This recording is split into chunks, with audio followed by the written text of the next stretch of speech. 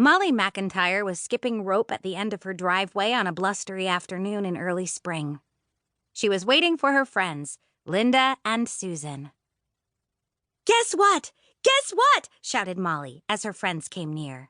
"What?" Linda and Susan puffed together. "An English girl is coming to stay with us," said Molly happily. "Oh," breathed Susan.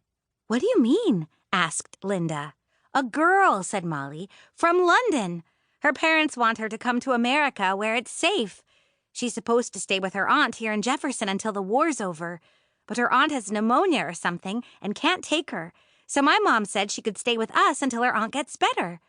She'll be with us a couple of weeks at least, and that means she'll be here for my birthday." "Oh, Molly," sighed Susan, "you're so lucky. A real English girl for your birthday." "I don't get it," said Linda. "Why is she coming now? It's 1944, and England has been in the war a long time." "Well," Molly thought out loud, "maybe her house was just bombed by the Nazis."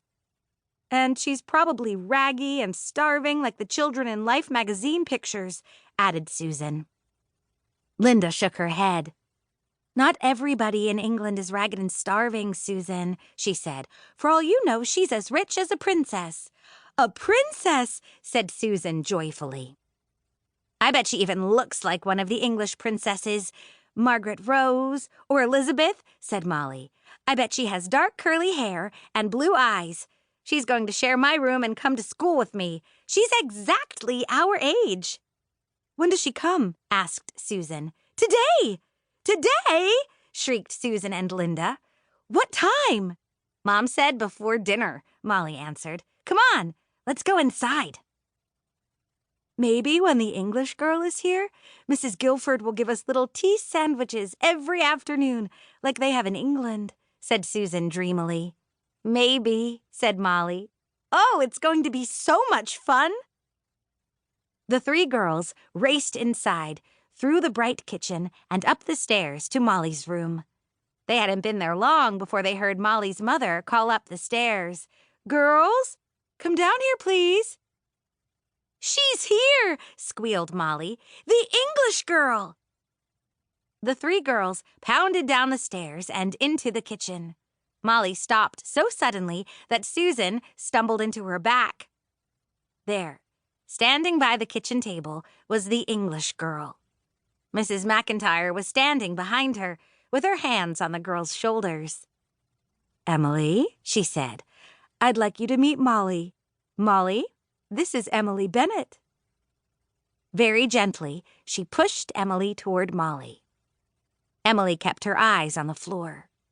Molly held out her hand and smiled at Emily. "Hi," she said. Emily glanced up at Molly, then looked down again. She touched Molly's hand with icy fingertips, whispered, "How do you do?" and stepped backward toward Mrs. McIntire. Susan pushed past Molly. "How do you do?" she said. She pulled the sides of her pants legs as if they were the wide skirt of a ball gown and bobbed down in a curtsy. "I'm Susan," she said, as she rose awkwardly. "I thought English girls always curtsied." Ricky snorted, and Molly and Linda giggled at Susan. Emily didn't look up, but Molly saw that her ears turned pink with embarrassment. "She thinks we're laughing at her," Molly thought. Molly moved toward Emily. "This is Linda," she said, "and here's Ricky, my brother. I have another brother named Brad and a sister named Jill. You'll meet them later." Everyone was quiet, staring at Emily. Then Mom said, "We're very glad you're here, Emily. You'll get used to the names and faces soon." She patted her shoulders. "Ricky, would you carry the suitcase upstairs, please? Molly, why don't you show Emily your room?" She smiled and said, "It's going to be your room too, Emily, for as long as you stay with us." A very quiet parade climbed up the stairs. Ricky was in the lead, with Emily following. Molly, Linda, and Susan lagged behind. Linda whispered to Susan, "She's awfully little, and she sure doesn't look like a princess."